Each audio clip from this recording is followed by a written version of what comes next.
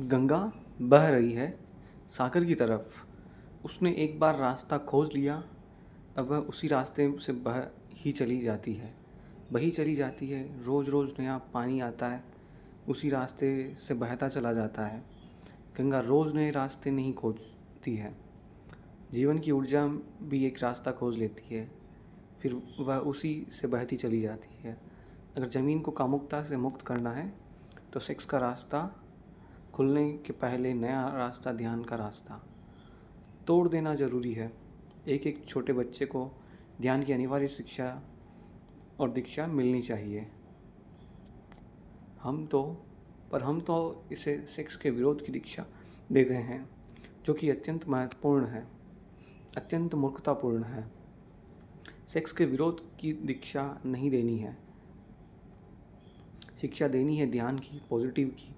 वह ध्यान को कैसे उपलब्ध हो और बच्चे ध्यान को जल्दी उपलब्ध हो सकते हैं, क्योंकि अभी उनकी ऊर्जा का कोई भी द्वार खुला नहीं है, अभी द्वार बंद है, अभी ऊर्जा संरक्षित है।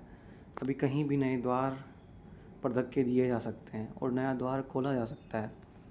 फिर यही बूढ़े हो जाएंगे और इन्हें ध्यान में पहुंचना अत्यंत कठिन हो जाएगा। ऐसे ही जैसे एक नया पौधा पैदा होता है, उसकी शाखाएं कहीं भी झुक जाती है, कहीं भी झुकाई जा सकती है, फिर वही बूढ़ा वृक्ष हो जाता है। फिर हम उसकी शाखाओं को झुकाने की कोशिश करते हैं, फिर शाखाएं टूट जाती है, झुकती नहीं।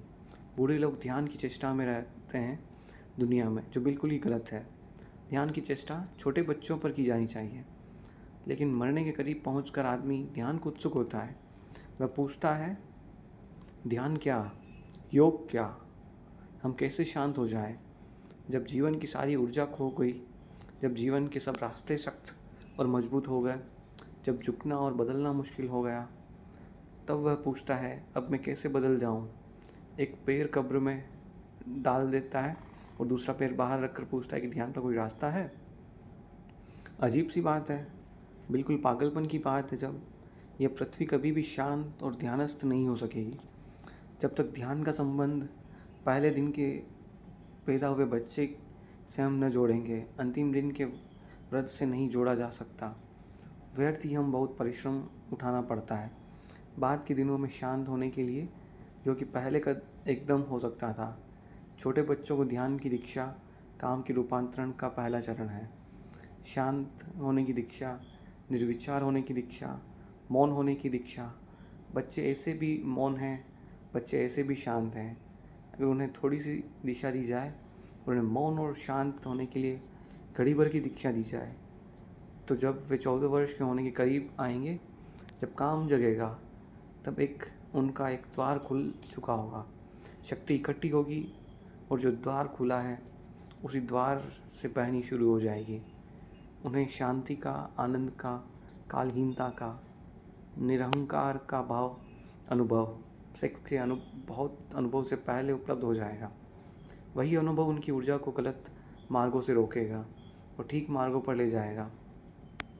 लेकिन हम छोटे छोटे बच्चों को ध्यान तो नहीं सिखाते, काम का विरोध सिखाते हैं। पाप है, गंदगी है, कुरूपता है, बुराई है, नर्क है, यह सब हम बताते हैं।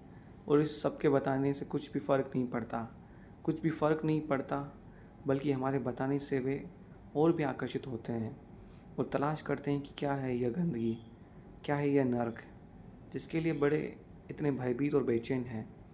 फिर थोड़े ही दिनों में उन्हें यह भी पता चला जाता है कि जिस बड़े में हमें रोकने की कोशिश कर रहे हैं, खुद दिन रात उसी में लीन है। और जिस दिन उन्हें यह पता चलता है कि माँ बाप के प्रति सारी श्रद्धा समाप्त हो जाती है, माँ बाप के प्रति श्रद्धा समाप्त करने में शिक्षा का हाथ नहीं है, माँ बाप के प्रति श्रद्धा समाप्त करने में माँ बाप का हाथ है। आप जिन बच्चों के लिए बच्चों को गंदा कहते हैं, बच्चे बहुत जल्दी पता लगा लेते हैं कि उन सारी गंदगियों में आप भली-भांति लवलीन हैं। आपकी दिन की ज़िंदगी दूसरी है, रात की दूसरी। आप कहते कुछ हैं, करते कुछ और हैं। छोटे बच्चे बहुत क्यूट ऑब्जर्वर होते हैं, बहुत गौर से निरीक्षण करते रहते हैं कि क्या हो रहा है घर में। वे देखते हैं कि माँ जिस बात को गंदा कहती है, बाप जिस बात को गंदा कहता है, वही गंदी बात दिन रात घर में चल रही है, इसका उन्हें बहुत जल्दी बोध हो जाता है। उनका सारा श्रद्धा का भाव विलीन हो जाता है कि धोखेबाज है ये माँ बाप, पाखंडी हैं, हिपोक्रेट हैं। ये बातें बहुत कुछ और कहते हैं, करते कुछ और हैं। और जिन बच्चों का माँ बाप पर से विश्वास उठ गया, ये बच्चे परमात्मा पर कभी विश्वास नहीं कर सकेंगे। इसको याद रखना, क्योंकि बच्चों के लिए परमात्मा का पहला दर्शन माँ बाप में होता है। अगर वही खंडित हो गया तो ये बच्चे भविष्य में नास्तिक हो जाने वाले हैं। बच्चों को पहले परमात्मा की प्रतीति अपने माँ बाप की पवित्रता से होती है। पहली दफ़ा बच्चे माँ बाप को ही जानते हैं निकटतम, और उनसे ही पहली दफ़ा श्रद्धा और रिवरेंस का भाव पैदा होता है। अगर वही खंडित हो गया तो इन बच्चों को मरते दम तक वापस परमात्मा के रास्ते पर लाना मुश्किल हो जाएगा, क्योंकि पहला परमात्मा ही धोखा दे गया। जो माँ थी, जो बाप था, वही धोखेबाज सिद्ध हुआ। अगर सारी दुनिया में जो लड़के यह कह रहे हैं कि कोई परमात्मा नहीं है, कोई आत्मा नहीं है, कोई मोक्ष नहीं है, धर्म सब बकवास है, उसका कारण यह नहीं कि लड़कों ने पता लगा लिया है कि आत्मा नहीं है, परमात्मा नहीं है। उसका कारण यह है कि लड़कों ने माँ बाप का पता लगा लिया है कि वे धोखेबाज हैं, और यह सारा धोखा सेक्स के आसपास केंद्रित है। यह सारा धोखा सेक्स के केंद्र पर खड़ा हुआ है। बच्चों को यह सिखाने की ज़रूरत नहीं कि सेक्स पाप है, बल्कि ईमानदारी से यह सिखाने की ज़रूरत है कि सेक्स ज़िंदगी का एक हिस्सा है, और तुम सेक्स से ही पैदा हुए हो, और हमारी ज़िंदगी में वही है, ताकि बच्चे सरलता से माँ बाप को समझ सकें और सब जीवन को वे जाने तो वे आदर से भर सकें कि माँ बाप सच्चे और ईमानदार थे। उनको जीवन में आस्तिक बनाने में इससे बड़ा संबल और कुछ भी नहीं होगा। वे माँ बाप को सच्चा और ईमानदार अनुभव कर सकें। लेकिन आज सब बच्चे जानते हैं कि माँ बाप बेईमान और धोखेबाज हैं। यह बच्चे और माँ बाप के बीच एक कलह का कारण बनता है। सेक्स का दमन पति और पत्नी को तोड़ दिया है, माँ बाप और बच्चों को तोड़ दिया है। नहीं, सेक्स का विरोध नहीं, निंदा नहीं, बल्कि सेक्स की शिक्षा दी जानी चाहिए। जैसे ही बच्चे पूछने को तैयार हो जाए, जो भी ज़रूरी मालूम पड़े, जो उनके समझ के योग्य मालूम हो, वह सब उन्हें बता देना चाहिए, ताकि वे सेक्स के संबंध में अति उत्सुक न हो, ताकि उनका आकर्षण न पैदा हो, ताकि वे दीवाने होकर गलत रास्तों से जानकारी पाने की कोशिश ना करें। आज बच्चे सब जानकारी पा लेते हैं, यहाँ वहाँ से, गलत मार्गों से, गलत लोगों से उन्हें जानकारी मिलती है जो जीवन भर उन्हें पीड़ा देती है। माँ बाप और उनके बीच एक मौन की दीवार होती है। जैसे माँ बाप को कुछ भी पता नहीं और बच्चों को भी कुछ पता नहीं। उन्हें सेक्स की सम्यक शिक्षा मिलनी चाहिए, राइट एजुकेशन। दूसरी बात, उन्हें ध्यान की दीक्षा मिलनी चाहिए, कैसे मौन हो, कैसे शांत हो, कैसे निर्विचार हो। और बच्चे तत्क्षण निर्विचार हो जा सकते हैं, मौन हो सकते हैं, शांत हो सकते हैं। 24 घंटे में 1 घंटे अगर बच्चों को घर में मौन में ले जाने की व्यवस्था हो, निश्चित ही वे मौन में तभी जा सकेंगे जब आप भी उनके साथ मौन कर बैठ सकते हैं। हर घर में 1 घंटा मौन का अनिवार्य होना चाहिए। एक दिन खाना न मिले घर में तो चल सकता है, लेकिन 1 घंटा मौन के बिना घर नहीं चल सकता है। वह अगर झूठा है, उस घर को परिवार कहना गलत है जिस परिवार में 1 घंटे की मौन की दीक्षा नहीं है। वह 1 घंटे का मौन 14 वर्षों में उस दरवाजे को तोड़ेगा, रोज़ धक्के मारेगा, उस दरवाजे को तोड़ देगा जिसका नाम ध्यान है। जिस ध्यान से मनुष्य को समयहीन, टाइमलेसनेस, ईगोलेसनेस, अहंकार शून्य अनुभव होता है, जहाँ से आत्मा की झलक मिलती है। वह झलक सेक्स के अनुभव से पहले मिल जानी जरूरी है। अगर वह झलक मिल जाए तो सेक्स के प्रति अतिशय दौड़ समाप्त हो जाएगी, ऊर्जा इस नए मार्ग से बहने लगेगी। यह मैं पहला चरण कहता हूँ कि ब्रह्मचर्य की साधना में, सेक्स के ऊपर उठने की साधना में, सेक्स की ऊर्जा के ट्रांसफॉर्मेशन के लिए यह पहला चरण है ध्यान। दूसरा चरण है प्रेम। बच्चे को बचपन से ही प्रेम की दीक्षा दी जानी चाहिए। अब तक हम यही सोचते रहे कि प्रेम की शिक्षा मनुष्य को सेक्स में ले जाएगी। यह बात अत्यंत भ्रांत है। सेक्स की शिक्षा तो मनुष्य को प्रेम में ले जा सकती है, लेकिन प्रेम की शिक्षा की कमी किसी मनुष्य को सेक्स में नहीं ले जाती, बल्कि सच्चाई उल्टी है। जितना प्रेम विकसित होता है, उतनी ही सेक्स की ऊर्जा प्रेम में रूपांतरित होकर बंटनी शुरू हो जाती है। जो लोग जितने कम प्रेम से भरे होते हैं, उतने ही ज़्यादा कामुक होंगे, उतने ही सेक्सुअल होंगे। जिनके जीवन में जितना कम प्रेम है, उनके जीवन में उतनी ही ज़्यादा घृणा होगी। जिनके जीवन में जितना कम प्रेम है, उनके जीवन में उतना ही द्वेष होगा। जिनके जीवन में जितना कम प्रेम है, उनके जीवन में उतनी ही ईर्ष्या होगी।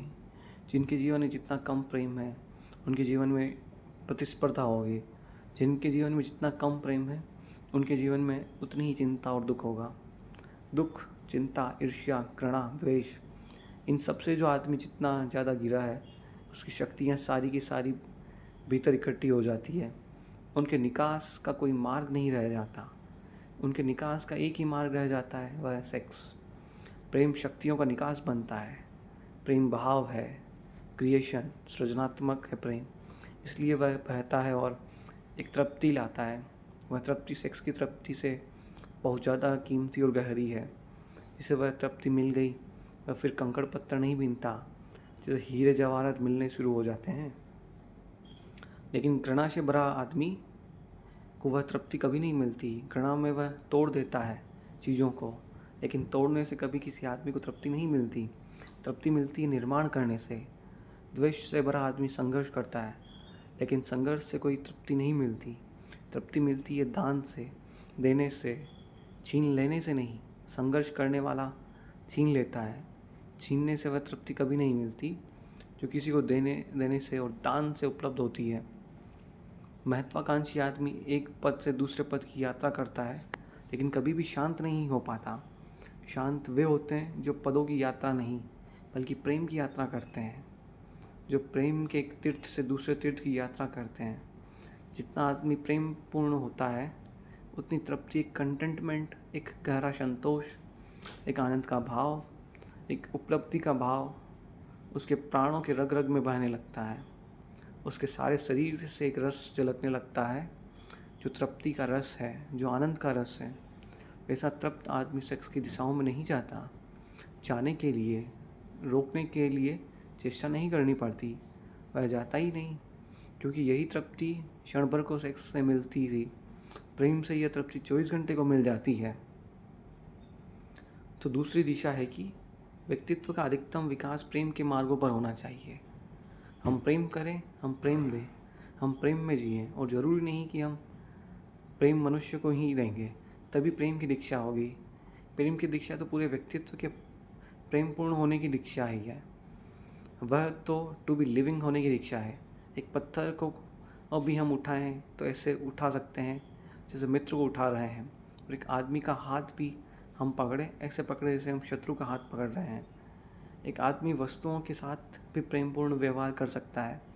एक आदमी आदमियों के साथ भी ऐसा व्यवहार कर सकता है जैसे वस्तुओं के साथ भी नहीं करता। घृणा से भरा हुआ आदमी वस्तुएं समझता है मनुष्यों को। प्रेम से भरा हुआ आदमी वस्तुओं को भी व्यक्तित्व देता है। एक फ़कीर से मिलने एक जर्मन यात्री गया हुआ था। वह किसी क्रोध में होगा। उसने दरवाजे पर जोर से जूते खोल दिए, जूतों को पटका, धक्का दिया दरवाजे को जोर से। क्रोध से आदमी जूते भी खोलता है तो ऐसे जैसे जूते दुश्मन हो। दरवाज़ा भी खोलता है तो ऐसे जैसे दरवाजे से कोई झगड़ा हो। दरवाजे को धक्का देकर वह भीतर गया। उस फ़कीर से जाकर नमस्कार किया। उस फ़कीर ने कहा कि नहीं, अभी मैं नमस्कार का उत्तर नहीं दे सकूँगा, पहले तुम दरवाजे से जूतों से क्षमा मांग आओ। उस आदमी ने कहा, आप पागल हो गए हैं? दरवाज़ों और जूतों से क्षमा? क्या उनका भी कोई व्यक्तित्व है? उस फ़कीर ने कहा, तुमने क्रोध करते समय कभी न सोचा कि उसका कोई व्यक्तित्व है। तुमने जूते से पटके जैसे उसमें जान हो, जैसे उसका कोई कसूर हो। तुमने दरवाज़ा ऐसे खोला है कि जैसे तुम दुश्मन हो। नहीं, जब तुमने क्रोध करते वक्त उनका व्यक्तित्व मान लिया तो पहले जाओ क्षमा मांग कर आओ, तब मैं तुमसे आगे बात करूँगा, अन्यथा मैं बात करने को नहीं हूँ। जब वह आदमी दूर जर्मनी से उस फ़कीर से मिलने गया तो इतनी सी बात पर मुलाकात न हो सकेगी। मजबूरी थी, उसे जाकर दरवाजे पर हाथ जोड़कर क्षमा मांगनी पड़ी कि मित्र क्षमा कर दो। जूतों को कहना पड़ा, माफ़ करिए, भूल हो गई, हमने जो आपको इस बात ही गुस्से में खोला। उस जर्मन यात्री ने लिखा है कि लेकिन जब मैं क्षमा मांग रहा था तो पहले तो मुझे हंसी आई कि मैं क्या पागलपन कर रहा हूँ, लेकिन जब मैं क्षमा मांग चुका था तो मैं हैरान हुआ कि मुझे एक इतनी शांति मालूम हुई इसकी मुझे कल्पना नहीं हो सकती थी। दरवाजे और जूतों से क्षमा मांगकर शांति मिल सकती है। मैं जाकर उस फ़कीर के पास बैठा हुआ हंसने लगा। उसने कहा, तुम ठीक, अब कुछ बात हो सकती है। तुमने थोड़ा प्रेम जाहिर किया, अब तुम संबंधित हो सकते हो, समझ भी सकते हो, क्योंकि अब तुम प्रफुल्लित हो, अब तुम आनंद से भर गए हो। सवाल मनुष्य के साथ ही प्रेमपूर्ण होने का नहीं, प्रेमपूर्ण होने का है। ये सवाल नहीं कि माँ को प्रेम दो, ये गलत बातें हैं। जब कोई माँ अपने बच्चे को कहती है कि मैं तेरी माँ हूँ इसलिए प्रेम कर, तब वह गलत शिक्षा दे रही है, क्योंकि जिस प्रेम में इसलिए लगा हुआ है या देयरफॉर, वह झूठा प्रेम है। जो कहता है इसलिए प्रेम करो कि मैं माँ बाप हूँ, वह गलत शिक्षा दे रहा है। वह कारण बता रहा है कि प्रेम का, प्रेम अकारण होता है, प्रेम कारण सहित नहीं होता। माँ कहती है मैं तेरी माँ हूँ, मैंने तुझे इतने दिन पाला पोसा बड़ा किया, इसलिए प्रेम कर। वह वजह बता रही है। प्रेम खत्म हो गया, अब वह प्रेम भी होगा तो बच्चा झूठा प्रेम दिखाने की कोशिश करेगा, क्योंकि यह माँ है इसलिए प्रेम दिखाना पड़ रहा है। नहीं, प्रेम की शिक्षा का मतलब है प्रेम का कारण नहीं, प्रेम पूर्ण होने की सुविधा और व्यवस्था की बच्चा प्रेम हो सके। जो माँ कहती है कि मुझसे प्रेम कर क्योंकि मैं माँ हूँ, वह प्रेम नहीं सिखा रही। उसे यह कहना चाहिए कि तेरा व्यक्तित्व, ये तेरा व्यक्तित्व, यह तेरे भविष्य, यह तेरे आनंद की बात है कि जो तेरे मार्ग पर पड़ जाए तो उससे प्रेमपूर्ण हो। पत्थर पड़ जाए, फूल पड़ जाए, आदमी पड़ जाए, जानवर पड़ जाए, यह सवाल जानवर को प्रेम देने का नहीं, फूल को प्रेम देने का नहीं, माँ को प्रेम देने का नहीं, तेरे प्रेमपूर्ण होने का है। क्योंकि तेरा भविष्य इस पर निर्भर करेगा कि तू कितना प्रेमपूर्ण है। तेरा व्यक्तित्व प्रेम से भरा हुआ है, उतना तेरे जीवन में आनंद की संभावना बढ़ेगी। प्रेमपूर्ण होने की शिक्षा चाहिए मनुष्य को, तो वह कामुकता से मुक्त हो सकता है। लेकिन हम तो प्रेम की कोई शिक्षा नहीं देते, हम तो प्रेम का कोई भाव पैदा नहीं करते। हम तो प्रेम के नाम पर जो बातें करते हैं वह झूठी सिखाते हैं हम उनको। क्या आपको पता है कि एक आदमी एक के प्रति प्रेमपूर्ण है और दूसरे के प्रति घृणापूर्ण हो सकता है? यह संभव है। प्रेमपूर्ण आदमी प्रेमपूर्ण होता है, आदमी से कोई संबंध नहीं है उस बात का। अकेले में बैठा है तो भी प्रेमपूर्ण है, कोई बात नहीं हो तो प्रेमपूर्ण होता है। प्रेमपूर्ण होना उसके स्वभाव की बात है, वह आपसे संबंधित होने का सवाल नहीं। क्रोधी आदमी अकेले में भी क्रोधपूर्ण होता है, घृणा से भरा आदमी अकेले में भी घृणा से भरा होता है। वह अकेले भी बैठा है तो उसको देखकर यह कह सकते हैं कि आदमी क्रोधी है, हालांकि वह किसी पर क्रोध नहीं करता, लेकिन उसका सारा क्रोधी व्यक्तित्व क्रोधी है। प्रेमपूर्ण आदमी अगर अकेले में भी बैठा है तो आप कहेंगे ये आदमी कितने प्रेम से भरा हुआ बैठा है। फूल एकांत में खिलते हैं जंगल के तो वहाँ भी सुगंध बिखेरते हैं, चाहे कोई सूंघने वाला हो या न हो, रास्ते से कोई मिले या न मिले, फूल सुगंधित होता रहता है। फूल का सुगंधित होना स्वभाव है। इस भूल में आप मत पड़ना कि आपके लिए सुगंधित हो रहा है। प्रेमपूर्ण होना व्यक्तित्व बनना चाहिए, वह हमारा व्यक्तित्व हो, इससे कोई संबंध नहीं कि वह किससे प्रति। लेकिन जितने प्रेम करने वाले लोग हैं वे सोचते हैं कि मेरे प्रति प्रेमपूर्ण हो जाए और किसी के प्रति नहीं। उनको पता नहीं कि जो सबके प्रति प्रेमपूर्ण नहीं, वह किसी के प्रति प्रेमपूर्ण नहीं हो सकता। पत्नी कहती है पति से, मुझे प्रेम करना बस, फिर आ गया स्टॉप, फिर इधर उधर नहीं देखना मत, फिर और कहीं तुम्हारे प्रेम की जरा सी भी धारा न बहे, बस प्रेम यानी एक तरफ। और उस पत्नी को पता नहीं कि यह प्रेम झूठा, वह अपने हाथ से किए जा रही है।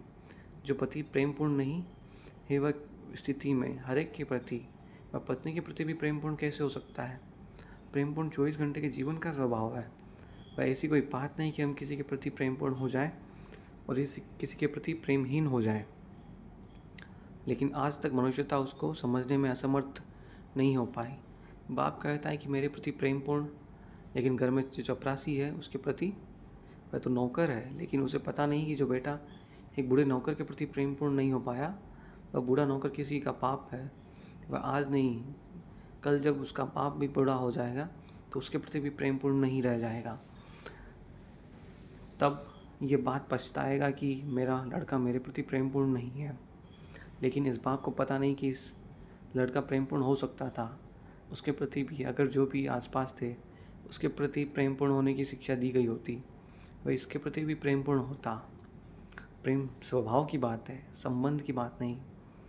प्रेम रिलेशनशिप नहीं, प्रेम स्टेट ऑफ माइंड है। वह व्यक्ति मनुष्य के व्यक्तित्व का भीतरी अंग है। तो हमें परिपूर्ण होने की दूसरी दीक्षा दी जानी चाहिए एक एक चीज़ के प्रति। अगर बच्चा एक किताब को गलत ढंग से रखे तो गलती बात है, उसे उसी क्षण टोकना चाहिए कि ये तुम्हारे व्यक्तित्व के लिए शोभादायक नहीं कि तुम इस भांति किताब को रखो। कोई देखेगा, कोई सुनेगा, कोई पाएगा कि तुम किताब के साथ दुर्व्यवहार किए हो, तुम एक कुत्ते के साथ गलत ढंग से पेश आए हो, ये तुम्हारे व्यक्तित्व की गलती है। एक फ़कीर के बाबत मुझे ख्याल आता है। एक छोटा सा फ़कीर का झोपड़ा था। रात थी, ज़ोर से वर्षा होती थी। रात के 12 बजे होंगे। फ़कीर और उसकी पत्नी दोनों सोते थे। किसी आदमी ने दरवाजे पर दस्तक दी। छोटा था झोपड़ा, कोई शायद शरण चाहता है। उसकी पत्नी से उसने कहा कि द्वार खोल दे। कोई द्वार पर खड़ा है, कोई यात्री, कोई अपरिचित मित्र। सुनते हैं उनकी बात। उसने कहा, कोई अपरिचित मित्र? हमारे तो जो परिचित हैं वह भी मित्र नहीं होते। उसने कहा, कोई अपरिचित मित्र, यह प्रेम का भाव है।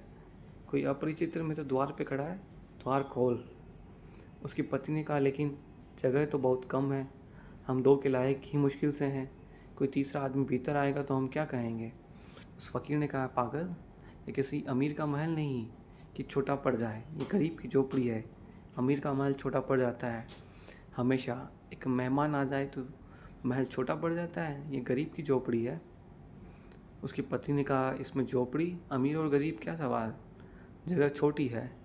जब फ़कीर ने कहा कि जहाँ दिल में जगह बड़ी होती है वहाँ झोपड़ा महल की तरह मालूम होता है, और जहाँ दिल में जगह छोटी हो जाए वहाँ झोपड़ा तो क्या, महल भी छोटा और झोपड़ा हो जाता है, झोपड़ा हो जाता है। द्वार खोल दे। द्वार पर खड़े हुए आदमी को वापस कैसे लौटाया जा सकता है? अभी हम दोनों लेटे थे, अब 3 लेट नहीं सकेंगे? तीनों बैठेंगे, बैठने की जगह काफ़ी है। मजबूरी थी, पत्नी को द्वार खोल देना पड़ा। एक मित्र आ गया, पानी से भीगा हुआ, उसे कपड़े बदले, फिर वे तीनों बैठकर गपशप करने लगे। दरवाज़ा फिर बंद है। फिर किन्हीं 2 आदमियों ने दरवाजे पर दस्तक दी। अब उस फ़कीर ने उस मित्र को कहा, वह दरवाजे के पास था, कि दरवाज़ा खोल दो, मालूम होता है कोई आया है। उस आदमी ने कहा, कैसे खोल दूँ दरवाज़ा, जगह कहाँ है यहाँ? वह आदमी अभी अभी 2 घड़ी पहले आया था, खुद और भूल गया ये बात कि जिस प्रेम ने मुझे जगह दी थी वह मुझे जगह नहीं दी थी, प्रेम था उसके भीतर, इसलिए जगह दी थी। अब फिर कोई दूसरा आ गया, फिर जगह बनानी पड़ेगी। लेकिन उस आदमी ने कहा, नहीं, दरवाज़ा खोलने की ज़रूरत नहीं, मुश्किल से हम 3 बैठे हुए हैं। वह फ़कीर हंसने लगा। उसने कहा, बड़े पागल हो, मैंने तुम्हारे लिए जगह नहीं की थी, प्रेम था इसलिए जगह की थी। प्रेम अब भी है, वह तुम पर चूक नहीं गया और समाप्त नहीं हो गया। दरवाज़ा खोलो। अभी हम दूर दूर बैठे हैं, फिर हम पास पास बैठ जाएंगे। पास पास बैठने के लिए काफ़ी जगह है और रात ठंडी है, पास पास बैठने में आनंद ही होगा। दरवाज़ा खोलना पड़ा, 2 आदमी भीतर आ गए, फिर पास पास बैठकर गपशप करने लगे। और थोड़ी देर बीत गई, रात आगे बढ़ी और वर्षा हो रही थी, और एक गधे ने आकर सिर लगाया, दरवाजे से पानी में भीग गया था। वह रात शरण चाहता है। फ़कीर ने कहा कि मित्रों, वे मित्र दरवाजे पर बैठे हुए हैं जो पीछे आ गए थे, दरवाज़ा खोल दो, कोई अपरिचित मित्र फिर आ गया है। उन लोगों ने कहा, यह मित्र वगैरह नहीं, यह गधा है, उसके लिए दरवाज़ा खोलने की ज़रूरत नहीं। उस फ़कीर ने कहा, शायद पता नहीं, अमीर के दरवाजे पर आदमी के साथ भी गधा जैसा व्यवहार किया जाता है। ये गरीब की झोपड़ी है, हम गधे के साथ भी आदमी जैसा व्यवहार करने की आदत से भरे हैं, दरवाज़ा खोल दो। पर वे दोनों कहने लगे, जगह? उस फ़कीर ने कहा, बहुत जगह बहुत है, अभी हम बैठे हैं, अब हम खड़े हो जाएंगे, खड़े होने के लिए काफ़ी जगह है। और फिर तुम घबराओ मत, अगर जगह ज़रूरत पड़ी तो मैं हमेशा बाहर होने के लिए तैयार हूँ। प्रेम इतना कर सकता है। एक लविंग एटीट्यूड, एक प्रेमपूर्ण हृदय बनाने की ज़रूरत है। जब प्रेमपूर्ण हृदय बनता है तो व्यक्तित्व में एक तृप्ति का भाव, एक रसपूर्ण तृप्ति। क्या आपको कभी ख्याल है, जब भी आप किसी के प्रति जरा से प्रेमपूर्ण हुए हैं, पीछे एक तृप्ति की लहर छूट गई है, क्या आपको कभी भी ख्याल है कि जीवन में तृप्ति के क्षण वे ही रहे हैं जो बेशर्त प्रेम के क्षण रहे होंगे, जब कोई शर्त न रही होगी प्रेम की, और जब आपने रास्ते चलते एक अजनबी आदमी को देखकर मुस्कुरा दिया होगा, उसके पीछे छूट गई तृप्ति का कोई अनुभव है? उसके पीछे साथ क्या गया? एक शांति का भाव, एक प्राणों में एक आनंद की लहर का कोई पता है? जब राह चलते किसी आदमी को उठा लिया हो, किसी गिरते को संभाल लिया हो, किसी बीमार को एक फूल दे दिया हो, इसलिए नहीं कि वह आपकी माँ है, इसलिए नहीं कि आपके पिता है, नहीं, वह आपका कोई नहीं है, लेकिन एक फूल किसी बीमार को देना आनंदपूर्ण है। एक व्यक्ति में प्रेम की संभावना बढ़ती जानी चाहिए।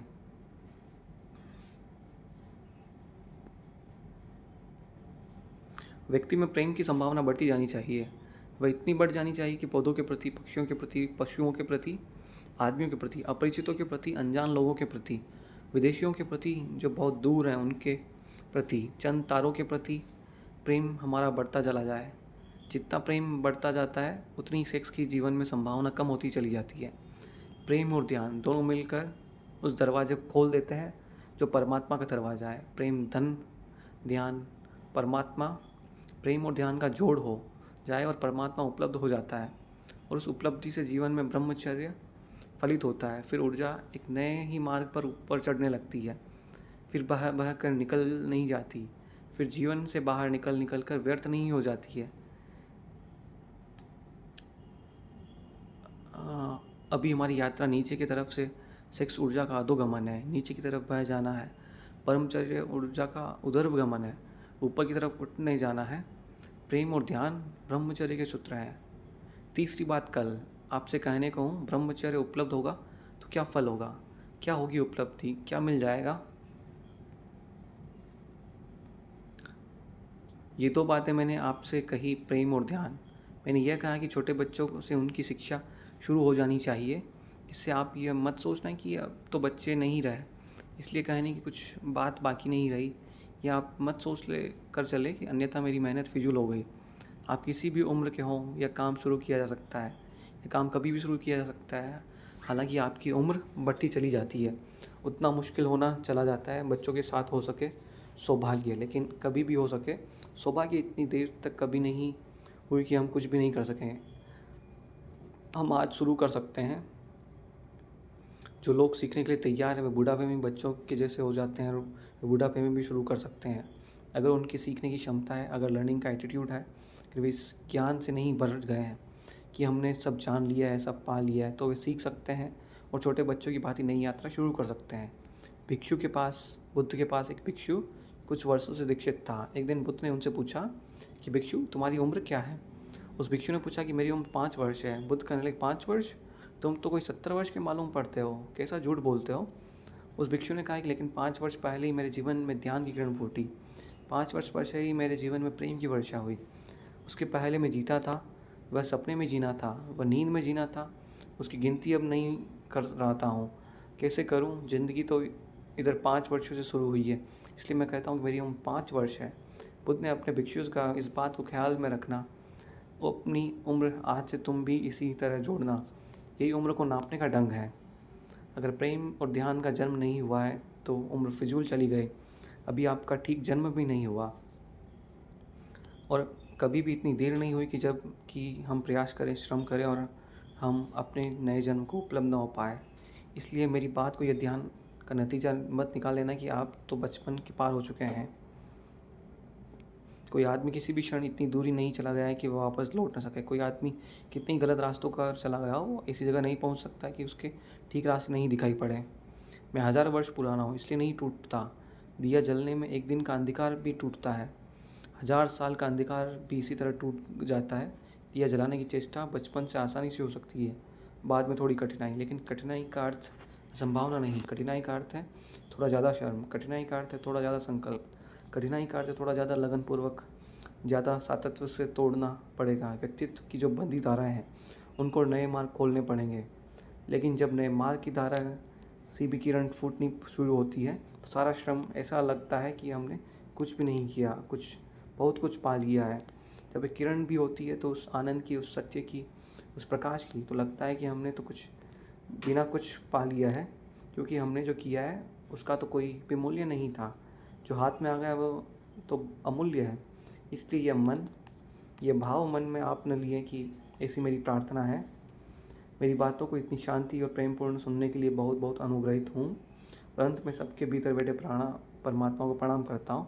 आप मेरा प्रणाम स्वीकार करें।